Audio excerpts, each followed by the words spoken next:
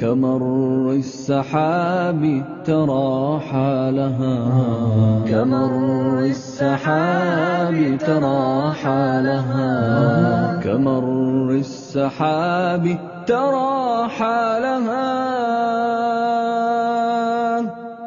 وتنفطر الأرض من نفخة هنالك تخرج أثقالها ولا بد من سائل قائل من الناس يومئذ ما لها من الناس يومئذ ما لها من الناس يومئذ ما لها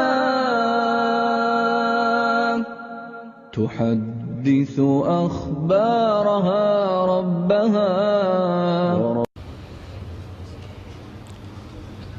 إن الحمد لله نحمده ونصلي على رسوله الكريم أعوذ بالله من الشيطان الرجيم بسم الله الرحمن الرحيم قل هو الله أحد الله الصمد لم يلد ولم يولد ولم يكن له كفوا أحد۔ قیامت کی نشانیوں میں سے ایک نشانی امام مہدی کا ظہور۔ کچھ لوگوں نے اس نشانی کا انکار کیا۔ انکار کرنے والوں کے دلائل کیا ہیں، ان کے اعتراضات کیا ہیں؟ وہ کہتے ہیں کہ اگر امام مہدی کا ظہور برحق ہوتا تو اس کا ذکر قرآن میں آتا۔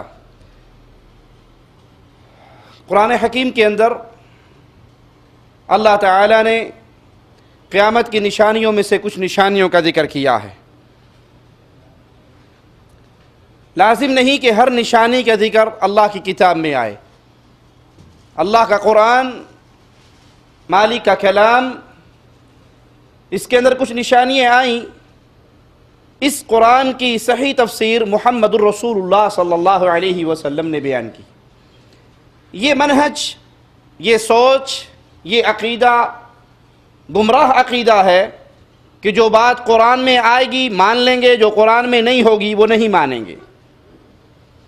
دین اسلام نام ہے قرآن اور حدیث کے مجموعے کا۔ آنے والا آیا تھا فاروق اعظم رضی اللہ عنہ وارضاہ کے پاس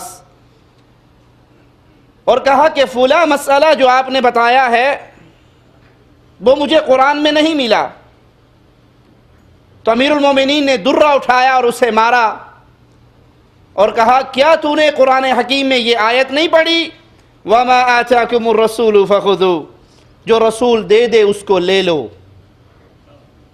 یہ اسی قرآن کی آیت ہے، یہ قرآن حکیم کا فرمان ہے کہ جو رسول دے اسے لے لو، جس سے رسول روکے اس سے رک جاؤ۔ تو یہ ہمیں اللہ کے حبیب نے دیا ہے، اور اللہ کے حبیب جو دیں اس کے لینے کا حکم اللہ کی کتاب سے مل رہا ہے۔ یہ عقیدہ، یہ منہج، یہ سوچ کہ جو قرآن میں ہوگا تو ہم مانیں گے، قرآن میں نہیں ہے تو ہم نہیں مانیں گے، یہ منہج نہ صحابہ کرام کا، یہ منہج نہ اللہ کے حبیب علیہ السلام کے ساتھیوں کا، نہ اہل سنت کا، نہ صحابہ کرام کے نقش قدم پر قیامت تک زندہ رہنے والوں کا۔ اسلام میں ہے، اور اسلام نام ہے اللہ کی کتاب کے فرامین اور محمد کریم صلی اللہ علیہ وسلم کی ارشادات کے مجموعے کا۔ ویسے قرآن حکیم کے اندر بہت سی ایسی نشانیاں ہیں جس کا ذکر نہیں، صراحت کے ساتھ اشارتاً ذکر موجود ہے لیکن صراحتاً اس کا ذکر نہیں۔ لیکن وہ نشانیاں امام الانبیاء، امام کائنات محمد کریم صلی اللہ علیہ وسلم نے بیان کی، ہمارے لیے وہ ویسے ہی حجت ہے۔ حدیث صحیح ہو، نبی کریم سے ثابت ہو، تیسرا قرآن حکیم کی آیت ہمارے لیے حجت ہے۔ اسی طرح محمد کریم صلی اللہ علیہ وسلم کا فرمان، صحیح حدیث آپ تک پہنچتا ہو، سندن درست ہو، وہ بھی ہمارے لیے حجت ہے۔ اور حجت کیوں ہے؟ کیونکہ ہمارے امام، ہمارے قائد، ہمارے رہبر محمد الرسول اللہ صلی اللہ علیہ وسلم وہ پیاری ہستی ہے جس کے بارے میں مالک فرماتا ہے وَمَا يَنطِقُ عَنِ الْهَوَىٰ، ہر بندہ اپنی مرضی سے کلام کرتا ہے، اپنی مرضی سے بولتا ہے۔ ایک ہستی محمد کریم علیہ السلام کی ہے وما ينطق عن الهوى ان هو الا وحی یوحی. شریعت کی بات یہ جب بھی بتاتے ہیں تب بتاتے ہیں جب عرش والا وحی کرتا ہے. یہ شان ہے، یہ مقام ہے، یہ عزت ہے، یہ اتھارٹی ہے اللہ کے حبیب علیہ السلام کی. تو جب اللہ کے حبیب اللہ کی وحی سے کلام کرتے ہیں تو جو آپ کی سنت سے، جو آپ کی ارشادات سے، جو آپ کے فرامین سے چیز مل جائے ہمارے لیے وہ بھی حجت ہے. مسند احمد میں ہے، امام الانبیاء علیہ السلام فرماتے ہیں الا انی اوتیت القرآن ومثلہ معہ، خبردار مجھے قرآن دیا گیا ہے اور قرآن کی مثل اس کے ساتھ دی گئی ہے، اور وہ حدیث ہے. قرآن بھی مجھے اللہ نے دیا اور قرآن کی مثل اس کے ساتھ مجھے دی گئی، وہ حدیث ہے، وہ بھی اللہ نے دی ہے. ایک اعتراض یہ کرتے ہیں اعتراض کرنے والے کہ امام مہدی کے بارے میں احادیث بخاری و مسلم کے اندر نہیں ہے. تو یہاں پر یہ نقطہ یاد رکھیے، بخاری و مسلم میں رسول اللہ صلی اللہ علیہ وسلم کی صحیح احادیث موجود ہے، اس میں کوئی شک نہیں. لیکن کیا تمام صحیح احادیث صرف بخاری و مسلم میں ہے؟ یہ غلط ہے. بخاری و مسلم میں موجود احادیث صحیح ہیں، ایمان ہے، مانتے ہیں، لیکن کیا تمام احادیث رسول صلی اللہ علیہ وسلم جو صحت تک پہنچتی ہیں، صحیح ہیں، ثابت ہیں، وہ بخاری و مسلم میں آ گئی؟ نہیں. امام بخاری اور امام مسلم رحمہم اللہ ان کے علاوہ بھی ائمہ ہیں، محدثین ہیں، جنہوں نے اپنی اپنی کتابوں میں احادیث کو نقل کیا جو امام بخاری و مسلم کی شرط کے مطابق صحیح ہے. انہوں نے اپنی کتابوں میں درج کیا اور امام بخاری رحمہ اللہ نے اس کو بیان نہیں کیا. تو یہ اعتراض اس قابل نہیں کہ اس کی بنیاد پہ منہج بنایا جائے، عقیدہ بنایا جائے، نظریہ بنایا جائے کہ جو بخاری و مسلم میں آئے گا صرف وہی مانیں گے. بخاری و مسلم کے علاوہ بھی ائمہ کی، محدثین کی کتابیں ہیں اور اس میں موجود جتنی احادیث صحیح ہیں، ثابت ہیں، ہم ان کو تسلیم کرتے ہیں. اور آج صحیح اور ضعیف روایات کا پہچاننا محدثین کی محنت اور اللہ کے فضل کی وجہ سے وہ آسان ہو چکا ہے. آپ اٹھائیے حدیث کو، اللہ رحمت فرمائے علامہ البانی رحمہ اللہ پر، صحیح ابو داؤد ضعیف ابو داؤد، صحیح ابن ماجہ ضعیف ابن ماجہ، پانی کا پانی دودھ کا دودھ الگ کر دیا. سلسلہ احادیث صحیحہ، سلسلہ احادیث ضعیفہ، الگ الگ کتابیں لکھ دی، یہ روایات ضعیف ہے، یہ روایات صحیح ہے. اتنی وضاحت کے بعد بھی اگر کوئی یہ کہ مینوں نہیں پتا حق کی، یہ جڑا جتھے لگا ٹھیک ہی لگا، یہ بھی تو حدیث سناندا ہے، وہ بھی حدیث سناندا ہے، جو جہاں لگا ہے ٹھیک لگا ہے، پتہ نہیں حق کیا ہے، سچ کیا ہے. آج کے دور میں جتنا نکھار آ چکا ہے احادیث کے اندر بھی، اس دور کا بندہ اگر یہ بہانے کرے گا تو جو جوتیاں اس کو پڑیں گی وہ شاید کسی اور کو نہ پڑیں. اب تو کیا آپ کے پاس حیلہ اور حجت اور بہانہ باقی رہ گیا ہے؟ اب تو تمام دودھ الگ ہے، پانی الگ ہے، صحیح حدیث الگ ہے، ضعیف حدیث الگ ہے، مجموعے الگ ہے، کتابیں الگ چھپ چکی ہے، ایک صحیح کے نام سے اور ایک ضعیف کے نام سے. اب بھی ہم تحقیق نہ کریں اور صحابہ کرام کے راستے کو نہ اپنائیں، محمد کریم صلی اللہ علیہ وسلم کی احادیث کو نہ مانیں، تو اس سے بڑھ کر بد نصیبی اور کیا ہے. اور بخاری و مسلم کے اندر بھی، صحیح بخاری اور صحیح مسلم میں امام مہدی کے بارے میں روایات آئی ہیں جن میں اشارہ ہے، نام لیے بغیر ان کی صفات بیان کی گئی ہیں. اب سوال پیدا ہوتا ہے کہ کچھ لوگ یہ سوچ کر عمل چھوڑ دیتے ہیں کہ جب امام مہدی آئیں گے تبھی امت کی اصلاح ہوگی، ہاتھ پہ ہاتھ دھر کے بیٹھ جاؤ، اپنے اپنے کام کرتے رہو، اپنے اپنے معاملات، اپنے اپنے کاروبار میں مگن رہو، دین اسلام کے لیے ہمیں کچھ نہیں کرنا چاہیے، امام صاحب آئیں گے تو معاملہ ٹھیک ہوگا. یہ سوچ، یہ فکر غلط ہے. آپ اور میں اس دین اسلام کے رکھوالے ہیں، اس دین اسلام کے خادم ہیں. یاد رکھیے گا میرے اس جملے کو، میں اور آپ محتاج ہیں اللہ کے دین کی خدمت کریں. اللہ کا دین ہمارا محتاج نہیں ہے، اللہ کا دین ہمارا محتاج نہیں ہے. میں اور آپ محتاج ہیں کہ ہم اپنا وقت، اپنا مال، اپنی زندگی، اپنی محنت، اپنی کوشش، اپنی طاقت کے ساتھ دین اسلام کی مدد کریں. اور اگر ہم دین اسلام کی مدد سے ہاتھ کھینچ لیں گے، نقصان دین اسلام کا نہیں ہے، نقصان ہمارا ہے. ارے شکر کرو جس اللہ نے تمہیں اپنے دین کی خدمت کی نوکری عطا فرما دی. اس میں تمہارا کمال نہیں ہے، یہ اس اللہ کا فضل ہے. اگر کوئی اللہ کے دین کی خدمت کر رہا ہے اپنی طاقت کے مطابق تو وہ اس پہ فخر نہ کرے کہ میں نے یہ کر دیا اور میں نے یہ کر دیا اور میں نے یہ تیر مار لیا. تمہارا کوئی کمال نہیں ہے، کمال اس اللہ کا ہے جس نے ہم جیسے نکموں کو اپنے دین کی خدمت کے لیے چن لیا ہے. اگر تم اپنے مال کے ذریعے اللہ کے دین کی مدد کر رہے ہو، اس میں تمہارا کمال نہیں، اللہ کا فضل ہے کہ اللہ نے تمہیں چن لیا. اگر تم اپنی زبان کے ذریعے اللہ کے دین کی خدمت کر رہے ہو، اپنے ہاتھوں کے ذریعے اللہ کے دین کی خدمت کر رہے ہو، اللہ کا دین انسانوں کا محتاج نہیں ہے، ہم محتاج ہیں کہ اللہ کے دین کی خدمت کریں. تاتاری اسلام کو مٹانے کے در پہ ہوئے تھے نا، کہ اللہ نے تاتاریوں میں سے لوگوں کو مسلمان نہیں کر دیا تھا؟ کیا ان میں سے لوگ کلمہ پڑھ کے اللہ کے دین کے محافظ نہیں بن گئے تھے؟ لہذا ہر دور کے اندر، ہر حال میں، جب تک سانس آ رہا ہے، جسم اور جان اور روح کے رشتے باقی ہیں، بستر پہ رات کو لیٹتے ہوئے سوچا کرو آج کے 24 گھنٹوں میں نے کتنے گھنٹے اللہ کے دین کی خدمت میں گزارے ہیں. پیٹ پالنے کے لیے نوکریاں کرنا ضروری ہے، حق ہے، اجازت ہے، حلال ہے، کیجئے، لیکن پوری زندگی کو صرف پیٹ پالنے کے در پہ نہ گزاریے. پیٹ پالنا ضرورت ہے، پیٹ کی نرم چمڑی کو جہنم کی آگ سے بچانا یہ اصل کام ہے. پیٹ پالنے کے چکر میں ایسے مشغول نہ ہو جائیں کہ ہمیں دین اسلام کی کوئی فکر نہ رہے، دین اسلام کی خدمت کے جذبے ہمارے مر جائیں. اس کو پالیے، یہ ضرورت ہے اس 60 سالہ زندگی کے لیے، لیکن جہنم کی آگ سے بچنا، جہنم کی آگ سے بچنا میری اور تمہاری زندگی کا مقصد ہے. یہ 60 سال ہے اور وہ ایسی زندگی ہے جہاں موت کو موت آ جائے گی. تو یہ قیامت قریب سے قریب تر ہو رہی ہے. ہر بندہ اپنی زندگی میں جتنا دین اسلام کے لیے کام کر سکتا ہے، محنت کر سکتا ہے، خدمت کر سکتا ہے، وہ کرے. نشانیوں پہ نشانیاں ظاہر ہوتی جائیں گی اور بالآخر وہ گھڑی آ کر رہے گی جس گھڑی میں نے اور آپ نے اللہ کے دربار میں اٹھایا جانا ہے.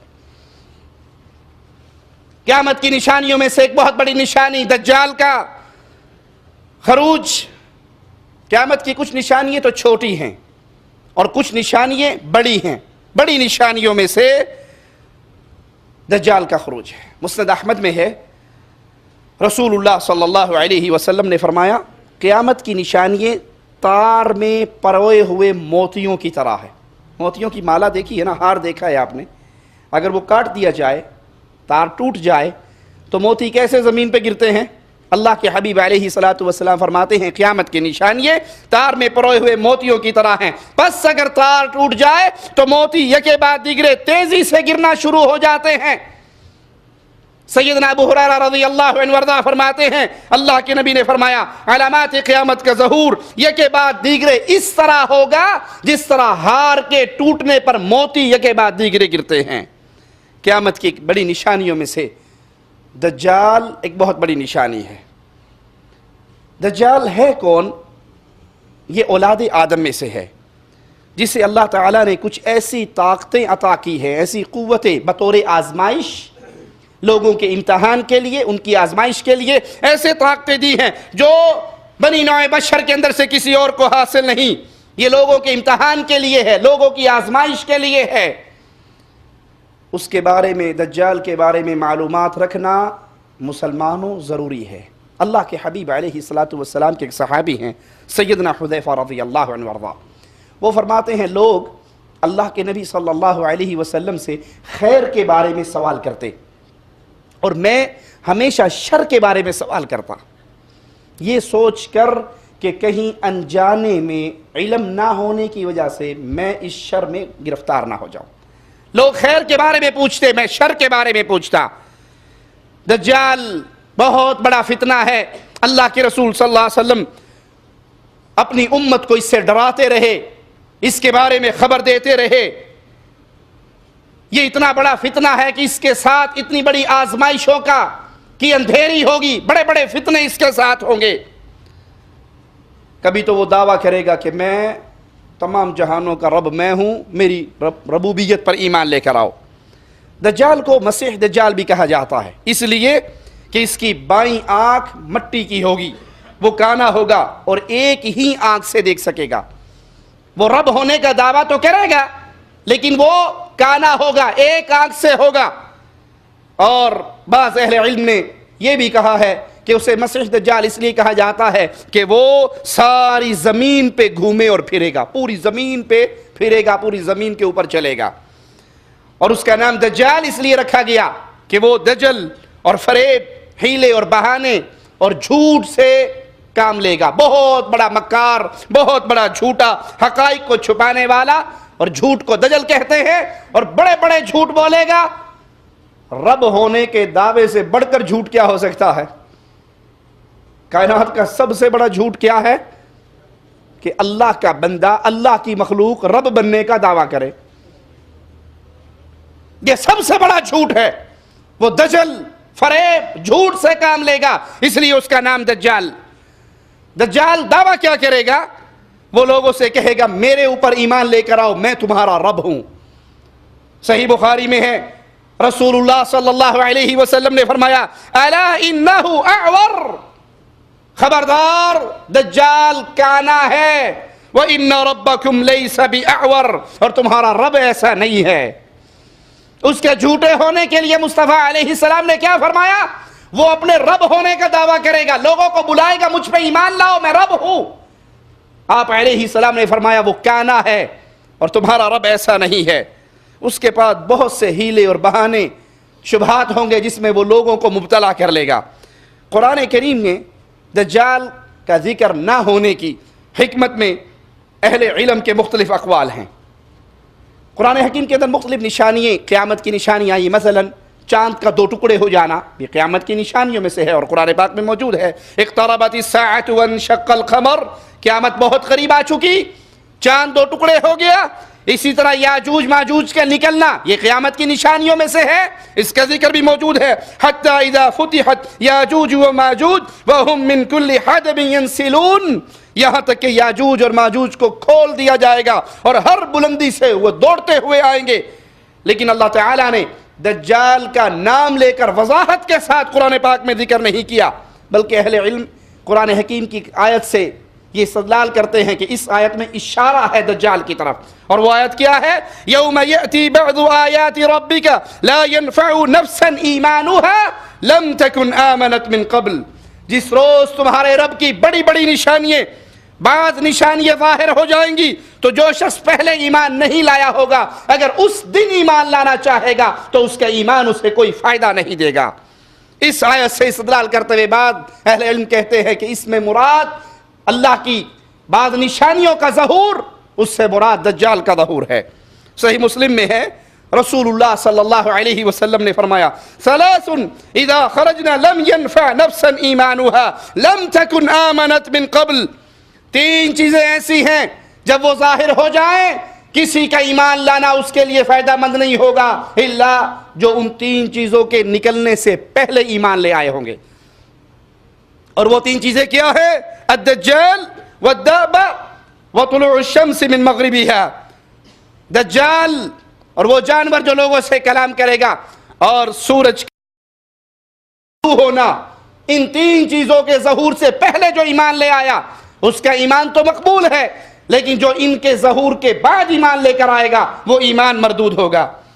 اور اہل علم کا دوسرا یہ قول بھی ہے کہ قرآن مجید میں عیسیٰ بن مریم علیہ السلام ان کا ذکر موجود ہے، اشارہ موجود ہے قرآن حکیم کی آیت میں کہ یہ دوبارہ دنیا پہ آئیں گے، نزول فرمائیں گے، اور وہ قرآن حکیم کی یہ آیت ہے وَإِن مِّنْ أَهْلِ الْكِتَابِ إِلَّا لَيُؤْمِنَنَّ بِهِ قَبْلَ مَوْتِهِ، اور اہل کتاب میں سے کوئی ایسا شخص نہیں ہوگا جو عیسیٰ علیہ السلام کی موت سے پہلے ان پر ایمان نہ لے آئے گا۔ یہ دوبارہ آئیں گے اور اہل کتاب ان پر ایمان لے کر آئیں گے۔ دوسری آیت پہ غور کیجئے وَإِنَّهُ لَعِلْمُ السَّاعَةِ فَلَا تَمْتَرُنَّ بِهَا وَاتَّبِعُونَ هَذَا صِرَاطٌ مُسْتَقِيمٌ، اور وہ عیسیٰ علیہ السلام قیامت کی ایک نشانی ہے، تو اے لوگو اس قیامت میں تم ہرگز شک نہ کرو۔ اب یہ بات بلا شبہ صحیح ہے کہ عیسیٰ علیہ السلام ہی دجال کو قتل کریں گے، تو جب عیسیٰ علیہ السلام کے نزول کا ذکر قرآن حکیم کی ان آیات میں موجود ہے، اس کی طرف اشارہ، جب وہ آئیں گے اور انہوں نے ہی قتل کرنا ہے دجال کو، تو اس کا مطلب ہوا کہ دجال کا ذکر بھی انہی آیات کے تحت آ گیا۔ دجال فتنوں میں سے سب سے بڑا فتنہ ہے۔ صحیح مسلم میں ہے، رسول اللہ صلی اللہ علیہ وسلم نے فرمایا ما بین خلق آدم الى قیام الساعہ خلق اکبر من الدجال، وفی روایہ امر اکبر من الدجال۔ آدم علیہ السلام کی تخلیق سے لے کر قیامت تک دجال سے بڑی کوئی مخلوق نہیں، اور ایک روایت کے یہ الفاظ ہیں دجال سے بڑی کوئی مصیبت نہیں۔ دجال بہت بڑی مصیبت، بہت بڑا فتنہ۔ صحیح بخاری میں اللہ کے نبی صلی اللہ علیہ وسلم نے دجال کے ذکر کرتے ہوئے ڈراتے ہوئے اپنے صحابہ سے کہا میں تمہیں اس سے ڈرا رہا ہوں، اور ہر نبی نے اپنی قوم کو اس سے ڈرایا ہے، لیکن میں تمہیں ایک ایسی بات بتانے لگا ہوں جو سابقہ انبیاء نے اپنی امتوں کو نہیں بتائی، اور وہ بات یہ ہے انہو اعور، وہ کانا ہے، وَإِنَّ اللَّهَ لَيْسَ بِأَعْوَرَ، اور تمہارا رب ایسا نہیں ہے۔ یہ تمہیں خاص بات میں نے بتائی جو سابقہ انبیاء نے اپنی امتوں کو نہیں بتائی کہ وہ کانا ہے، اس کی یہ نشانی دیکھ لینا، اور یہی نشانی اس کے جھوٹے ہونے کے لیے کافی ہے۔ دجال کے ساتھ تو بڑی بڑی آزمائشیں ہوں گی، اور وہ لوگوں کو فتنوں میں مبتلا کرے گا۔ اس دجال سے چھوٹے چھوٹے دجال ابھی انڈیا پاکستان کی گلیوں میں ہمیں نظر آتے ہیں، اور دنیا ان کے پیچھے پاگل ہو رہی ہے، پیروں کی شکل میں، بابوں کی شکل میں، بزرگوں کی شکل میں، کبھی اولاد دینے کا دعویٰ کرنے والے، کبھی کچھ کرنے والے، کبھی کچھ کرنے والے۔ یہ جھوٹے کذاب اور دجال، ان کے پیچھے دنیا اندھی ہو رہی، اور جو واقعی آزمائشوں کے پہاڑ لے کر آئے گا، بڑی بڑی آزمائشیں لے کر آئے گا، اس کا اپنا کیا حال ہوگا، اور لوگ اس کے پیچھے کس طرح اندھے ہو کر گریں گے۔ صحیح مسلم میں ہے، رسول اللہ صلی اللہ علیہ وسلم نے فرمایا دجال کے سوا دیگر فتنوں کا مجھے تمہارے بارے میں زیادہ خوف ہے۔ دجال اگر میری موجودگی میں آ گیا تو میں تمہاری طرف سے اس کے مقابلے کے لیے کافی رہوں گا اور اس پر غالب آؤں گا، اور اگر وہ میری عدم موجودگی میں آیا تو پھر ہر شخص دلیل کے ساتھ اس پہ غالب آنے کی کوشش کرے، اللہ تعالیٰ میری جگہ ہر مسلم کا خود دفاع کرے گا۔ اپنی امت کے لیے یہ عظیم خبر اللہ کے نبی صلی اللہ علیہ وسلم نے اپنے صحابہ کرام کے لیے ارشاد فرمائی کہ اگر وہ میری زندگی میں آیا تو میں اس پر غالب رہوں گا، میں تمہاری طرف سے کافی رہوں گا، اور اگر میرے بعد آیا تو تم نشانیوں کو دیکھ کر دلیل کی بنیاد پہ اس کا مقابلہ کرنا۔ اس کا جھوٹے ہونے کی دلیل کیا ہے؟ وہ کانا ہوگا اور رب ہونے کا دعوے دار ہوگا اور کذاب ہوگا۔ خروج دجال سے پہلے کچھ واقعات پیش آئیں گے۔ صحیح مسلم میں ہے، اللہ کے نبی صلی اللہ علیہ وسلم نے فرمایا تغزون جزیرۃ العرب، تم جزیرہ عرب میں جنگ کرو گے اور اللہ اس کو فتح کر دے گا۔ ثم تغزون فارس، پھر تم ایران پر حملہ کرو گے، اللہ اسے بھی فتح کر دے گا۔ پھر تم روم پہ حملہ کرو گے، اللہ اسے بھی فتح کر دے گا۔ ثم تغزون الدجال، پھر تم دجال سے جنگ کرو گے، اللہ اس پر بھی تمہیں فتح دے گا۔ جس جگہ دجال ہوگا اس جگہ پر اور اس کے ساتھیوں پر تمہیں فتح حاصل ہو جائے گی۔ یہ کچھ نشانیاں ہیں تو دجال کے آنے سے پہلے جو واقعات پیش ہوں گے، اللہ کے حبیب علیہ السلام اس کی طرف اشارہ فرما رہے۔ ابو داؤد میں ہے، امام الانبیاء علیہ السلام نے فرمایا بیت المقدس کے آباد ہونے سے مدینے کی بے آبادی ہوگی، مدینے کی بربادی ہوئی تو ایک عظیم مارکہ شروع ہو جائے گا۔ جب وہ مارکہ شروع ہوگا تو قسطنطنیہ فتح ہو جائے گا، اور جب قسطنطنیہ فتح ہوگا تو پھر جلد ہی دجال کا خروج ہوگا۔ ابو داؤد میں ہے، امام الانبیاء امام کائنات محمد کریم صلی اللہ علیہ وسلم ارشاد فرماتے ہیں تم عیسائیوں کے ساتھ صلح کر لو گے، پھر تم ایک لڑائی لڑو گے، رومی تمہیں پسے پشت تمہارے ساتھ غداری کریں گے، تم اس جنگ میں غالب رہو گے، فتح یاب رہو گے، تم واپس آ رہے ہوں گے، مال غنیمت تمہیں بہت حاصل ہوگا، نقصان تمہارا بہت تھوڑا ہوگا۔ جب واپس لوٹو گے تم اور عیسائی ایک ٹیلوں والی سرسبز جگہ پر قیام کرو گے، ڈیرا ڈالو گے، ایک عیسائی اٹھ کر صلیب کو بلند کرے گا اور کہے گا کہ صلیب جیت گئی۔ ایک مسلمان کو غصہ آئے گا، وہ آ کر اس صلیب کو توڑ دے گا اور ٹکڑے ٹکڑے کر دے گا۔ اس واقعے سے عیسائی بگڑ جائیں گے، جنگ کے لیے تیار ہو جائیں گے، اور مسلمان بھی اپنے اسلحے کی طرف آئیں گے اور جوش و خروش کے ساتھ لڑائی کے لیے اپنے ہتھیار سنبھال لیں گے۔ پھر ایک سخت معرکہ برپا ہوگا اور اللہ تمام مسلمانوں کو اس معرکے کے اندر شہادت نصیب فرمائے گا۔ آئیے احادیث کے اندر دجال کی کچھ جسمانی علامات بھی بیان ہوئی ہیں۔ اس کا قد چھوٹا ہوگا، پنڈلیوں کے درمیان دوری ہوگی، پنڈلیاں بالکل سیدھی نہیں، ٹیڑھی پنڈلیاں ہوں گی، پنڈلیوں میں دوری ہوگی، اور دوری ہونے کی وجہ سے اس کی چال عیب دار چال ہوگی۔ اس کے بال نرم اور سیدھے نہ ہوں گے بلکہ وہ گھنگریالے بال ہوں گے، اس کے بال گھنے ہوں گے، بجھی ہوئی آنکھ پھولے ہوئے انگور کی مانند، یعنی وہ ایک آنکھ سے کانا ہوگا، سفید رنگ والا، چوڑی پیشانی والا، مکتوب بین عینی کاف فا را، اس کی دو آنکھوں کے درمیان کاف فا را، کافر یہ لکھا ہوا ہوگا، جس کو پڑھا لکھا اور ان پڑھ ہر مومن پڑھ لے گا۔ ہر مومن اس کے ماتھے پہ لکھے ہوئے ان الفاظ کو دیکھ کر مان لے گا، تسلیم کر لے گا، پڑھ لے گا۔ وہ بے شک مومن پڑھا لکھا ہو یا ان پڑھ ہو، ان الفاظ کو وہ پڑھ لے گا۔ وہ لا ولد ہوگا، اس کے ہاں اولاد نہیں ہوگی۔ دجال ظاہر کہاں سے ہوگا؟ مسند احمد اور ترمذی میں ہے، اللہ کے نبی صلی اللہ علیہ وسلم نے فرمایا دجال مشرق میں سے ایک ایسی جگہ سے خروج کرے گا جسے خراسان کہا جائے گا، اور اس کی پیروی کرنے والے لوگوں کے چہرے منڈی ہوئی ڈھالوں کی طرح ہوں گے، چپٹے چہرے والے، جیسے ڈھال کے اوپر کسی نے چمڑا چڑھایا ہوا۔ صحیح مسلم میں ہے، اللہ کے نبی صلی اللہ علیہ وسلم نے فرمایا وہ شام اور عراق کے درمیان ایک مقام سے ظہور کرے گا۔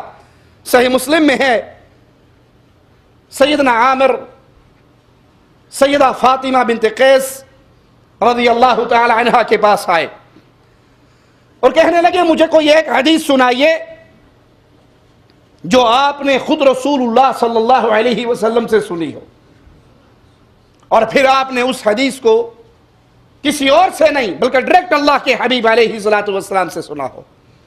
سیدہ فاطمہ کہنے لگی ضرور، اگر تو یہ چاہتا ہے میں تجھے وہ حدیث سناتی ہوں جو میں نے خود محمد الرسول اللہ سے سنی ہے صلی اللہ علیہ وسلم، اور وہ یہ کہ ایک دن میں نے اللہ کے رسول صلی اللہ علیہ وسلم کے منادی کرنے والے کو منادی کرتے وہ نماز کے لیے لوگوں کو پکار رہا، میں بھی اللہ کے رسول صلی اللہ علیہ وسلم کی مسجد کی طرف چل پڑی۔ اللہ کے حبیب علیہ السلام نے نماز پڑھائی، نماز میں نے بھی آپ کے پیچھے پڑھی، اور نماز پڑھانے کے بعد اللہ کے پیارے حبیب علیہ السلام منبر پہ تشریف فرما ہوئے اور مسکرانے لگے۔ نماز سے فارغ ہوئے، منبر پہ بیٹھے اور مسکرائے اور کہا ہے میرے صحابہ، میں نے تمہیں اس جگہ پر اس لیے اکٹھے نہیں کیا کہ میں تمہیں کوئی رغبت دلانے والی بات بتانے لگا ہوں یا میں تمہیں خوف دلانے والی باتیں بتانے لگا ہوں۔ کیا تم جانتے ہو میں نے تمہیں اس مسجد میں کیوں اکٹھے کیا؟ صحابہ کرام نے فرمایا اللہ و رسولہ اعلم، اللہ جانتا ہے اور اللہ کے رسول جانتے ہیں صلی اللہ علیہ وسلم۔ اللہ جانتا ہے، غیب کی ساری خبریں اللہ کے پاس ہے، اور اللہ جو چاہتا ہے اپنے نبی پر وحی کر دیتا ہے اور نبی کو پتہ لگ جاتا ہے۔ آج کل تو غیب دانی کا اعلان کرنے والے نتھو پھتو ہماری گلیوں کے اندر ڈھنڈورے پیٹتے پھرتے ہیں۔ اللہ کے لیے سوچئے، میرے نبی کریم صلی اللہ علیہ وسلم کے صحابہ کرام سے بڑھ کر اللہ کا کوئی اور ولی ہو سکتا ہے نبیوں کے بعد؟ آج کل تو پیروں کے، بابوں کے، حضرتوں کے دعوے اتنے عجیب ہیں۔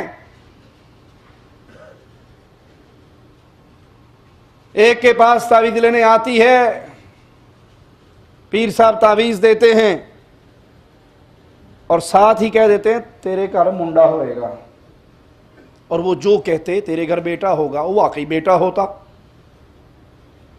کسی نے کہا حضرت عجیب بات ہے، آپ جو بتاتے ہو وہی ہوتا ہے، آپ جو بتاتے ہو وہی ہوتا ہے، کیا بات ہے؟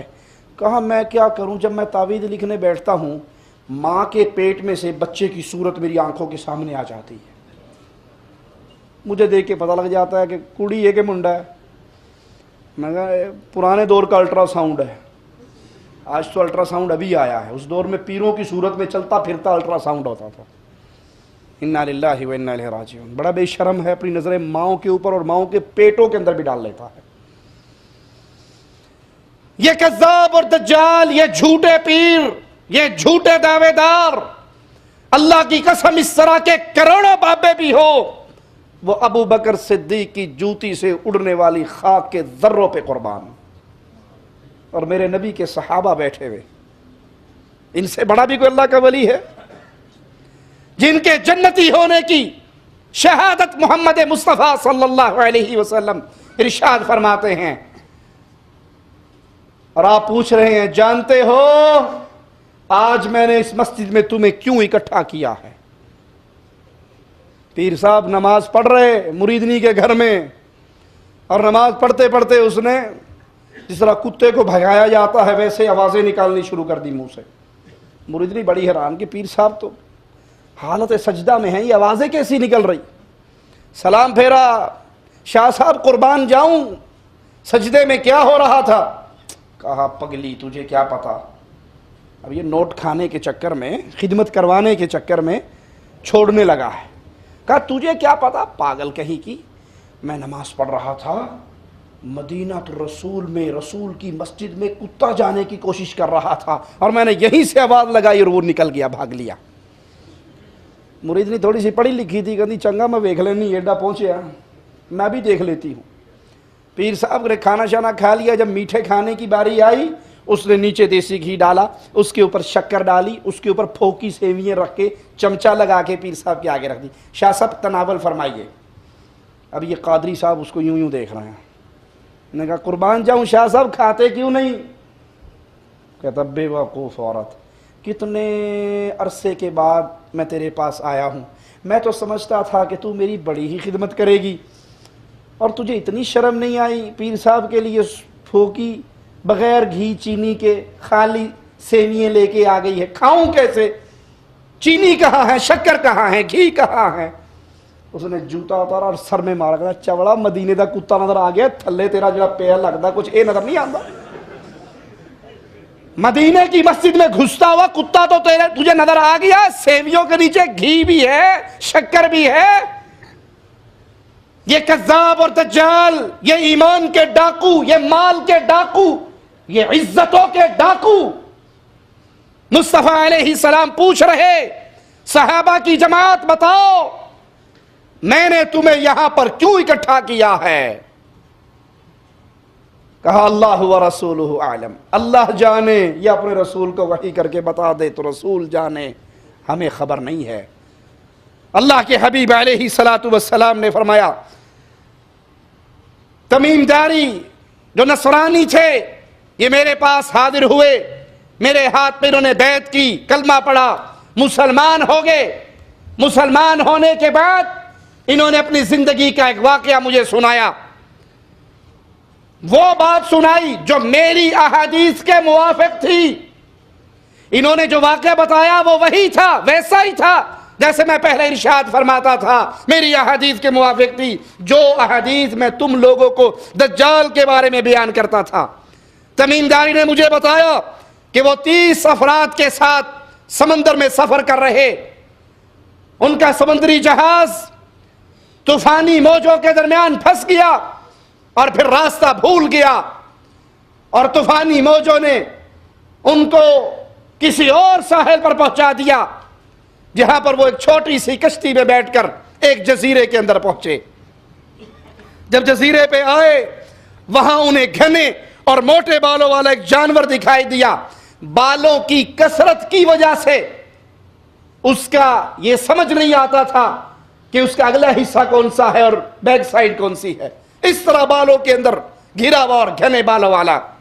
انہوں نے کہا تیرا ستیہ ناس ہو, تو کیا چیز ہے؟ اس نے کہا میں جساسہ ہوں. انہوں نے کہا تو کون ہے؟ اس نے کہا آگے جاؤ, آگے جاؤ. اس جزیرے کے اندر ایک عمارت میں ایک شخص رہتا ہے جو تمہارے بارے میں جاننا چاہتا ہے, اس کے پاس چلے جاؤ.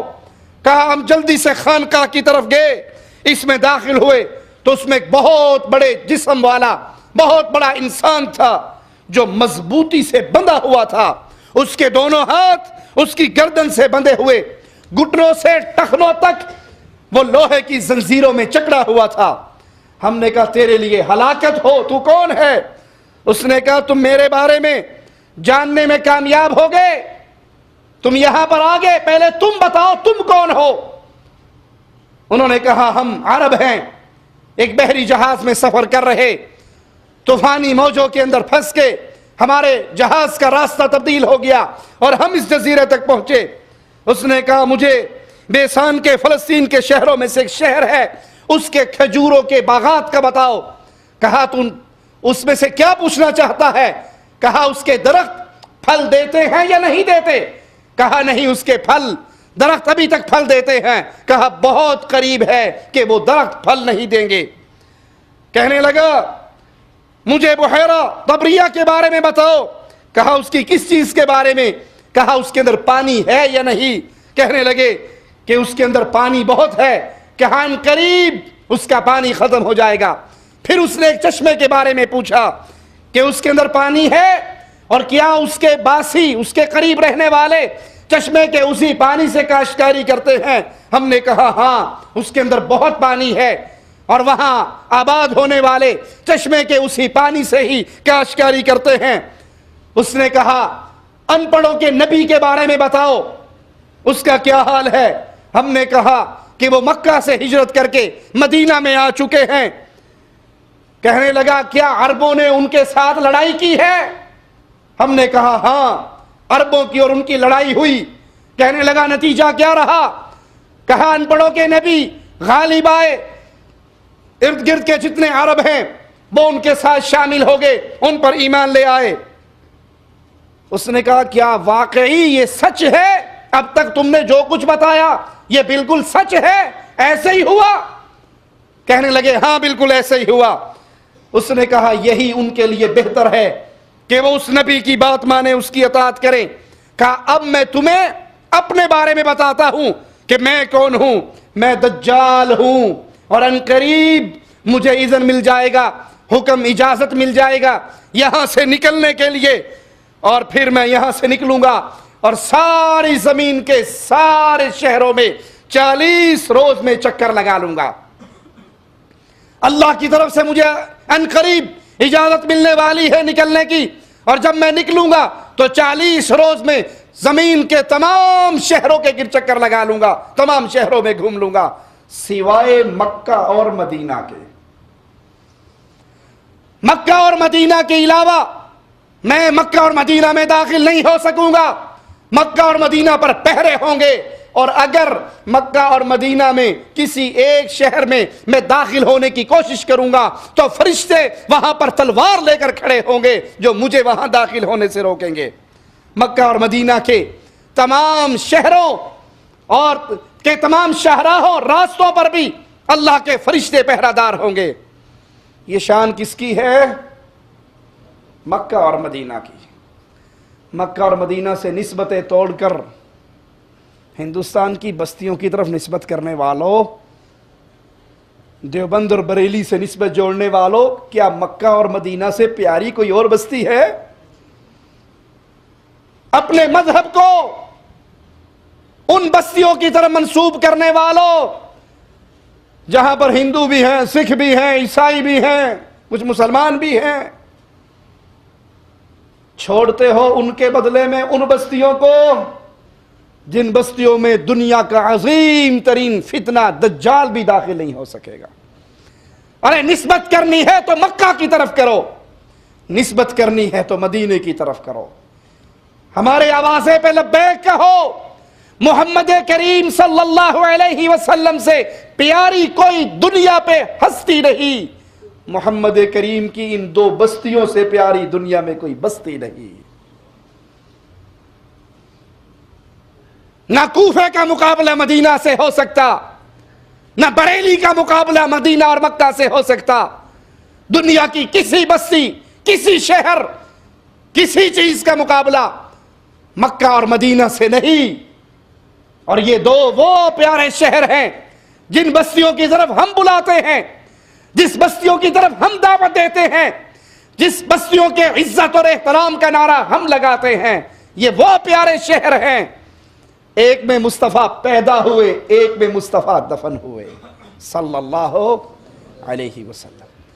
اس کے دروازوں پر اللہ کے فرشتے پہرا دیں گے، کوئی دجال اس کے اندر داخل نہ ہو سکے گا، اور اس کی شاہراہوں پر بھی اللہ کے فرشتے پہرا دیں گے۔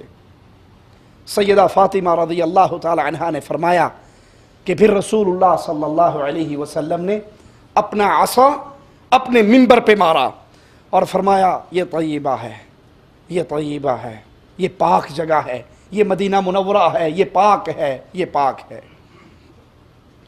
فرمایا میں تم سے پہلے ہی بیان کر چکا۔ لوگوں نے کہا جی ہاں۔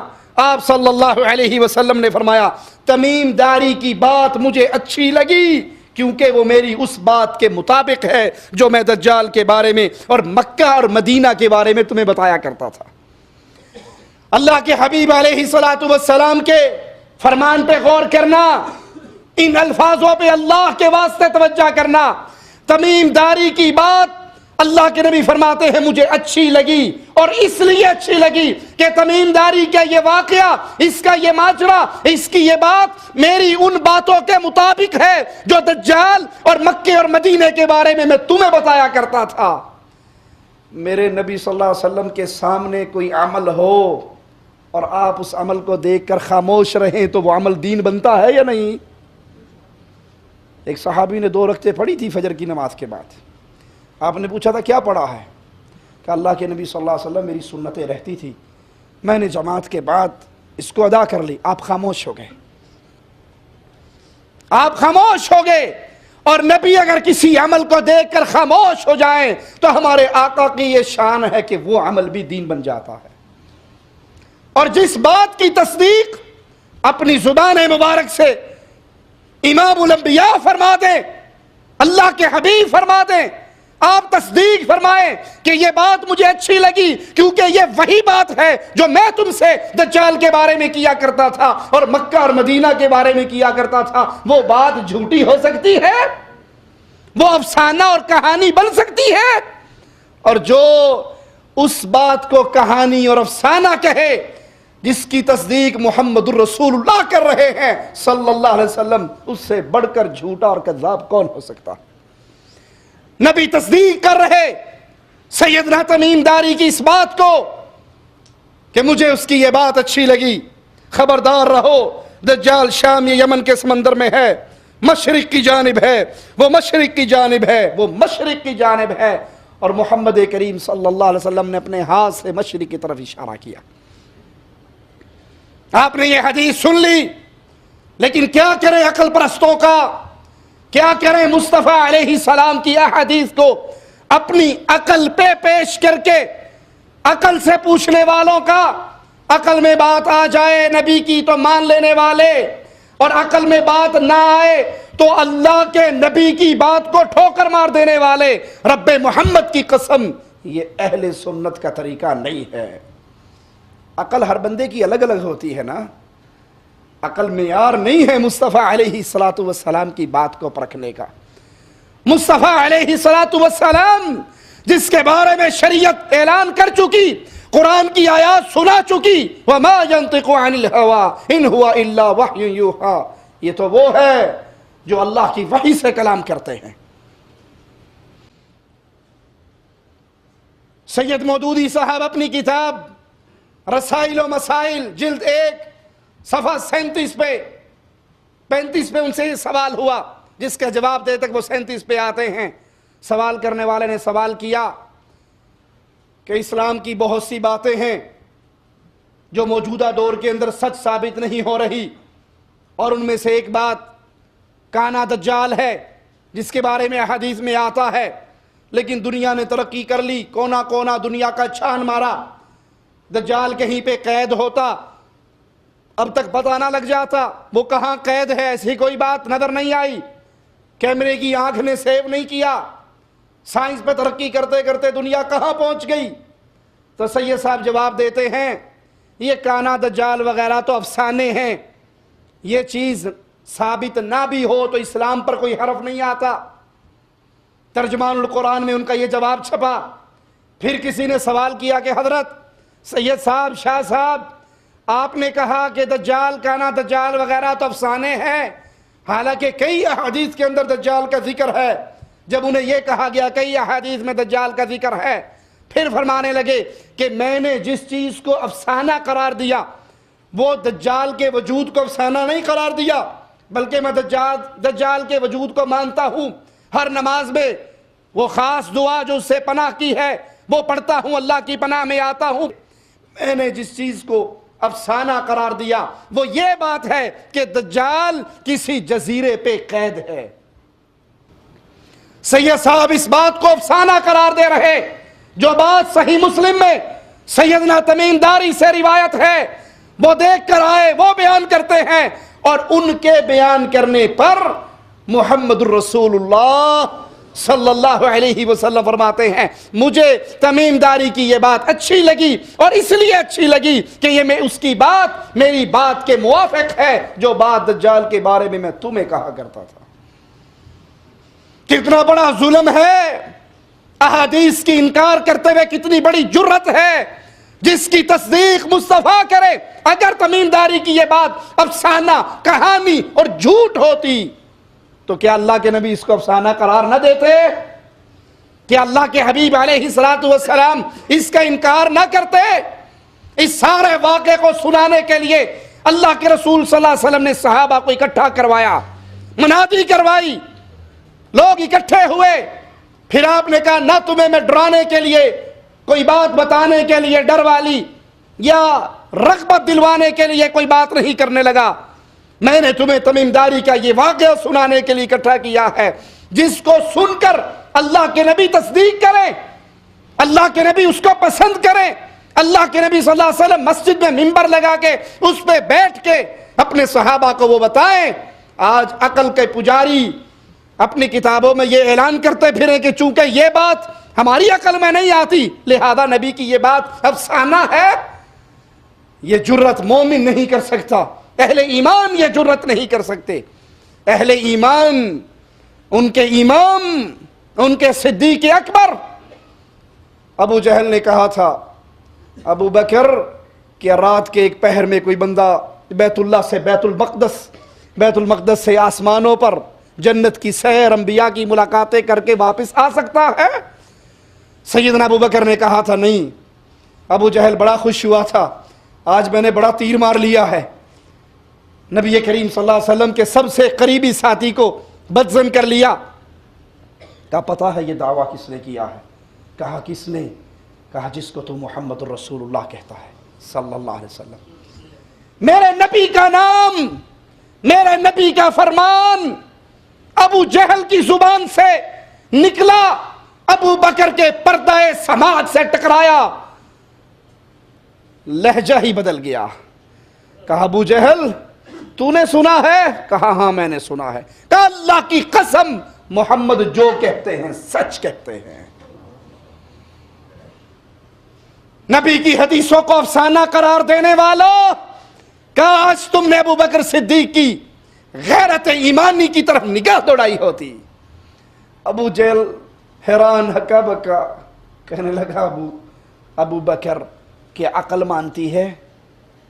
عقل مانتی ہے؟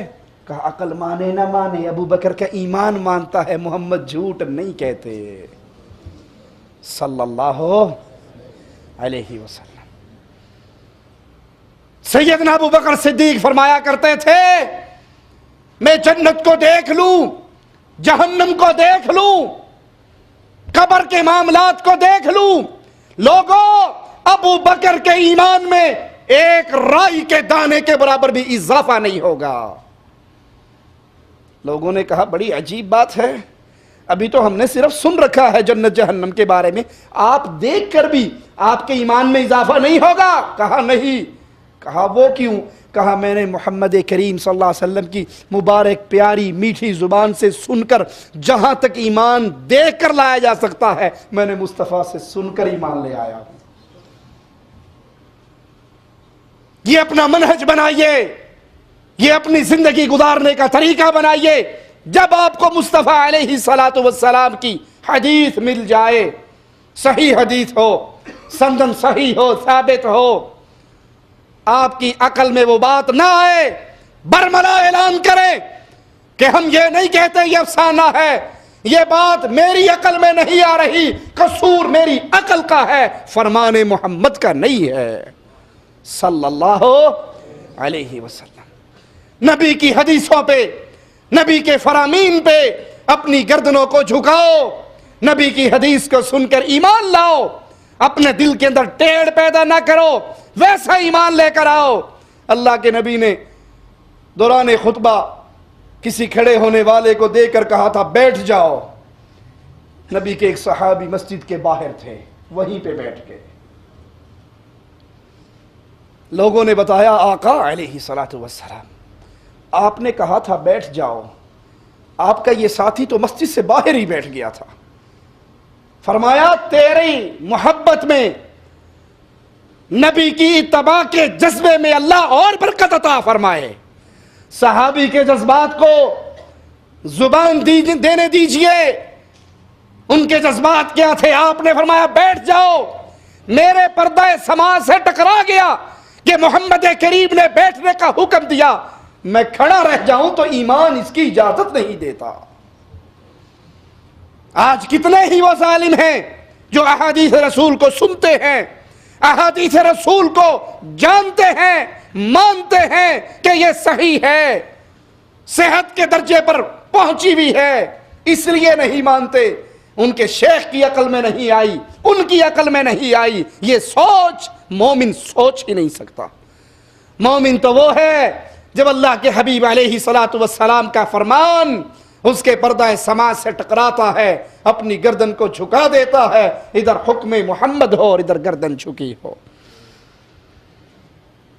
اللہ سے دعا ہے اللہ ہمیں پیارے حبیب علیہ السلام کی محبت عطا فرمائے، نبی کی فرامین کو سن کر اپنے دل پہ پڑے ہوئے زنگ کے تالوں کو توڑنے کی توفیق عطا فرمائے، اپنے راستوں کو بدلنے کی توفیق عطا فرمائے، اپنے طریقوں کو چینج کرنے کی توفیق عطا فرمائے۔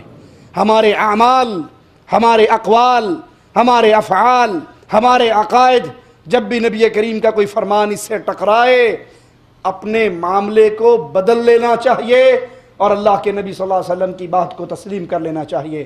اے اللہ ہماری خطاؤں کو معاف فرما دے، اے اللہ ہماری سیاہ کاریوں کو معاف فرما دے، اے اللہ ہماری خطاؤں کو معاف فرما دے، اے اللہ ہمیں زندہ رکھنا، ایمان پہ رکھنا، اے اللہ ہمیں موت دینا تو اس حال میں دینا۔ اللہ تو ہم سے راضی ہو، ہم تجھ سے راضی ہیں۔ اللہ ہم میں جتنے بے اولاد ہیں ان کو نیک اولاد عطا فرما دے۔ اللہ ہم میں جتنے قرضوں میں دبے ہوئے اپنے خزانوں سے ان قرضوں کو ادا فرما دے۔ اللہ ہم میں سے جتنے تنگ دست ہیں، اللہ تیرے خزانے بڑے وسیع ہیں، اللہ اپنے فضل سے عطا فرما دے۔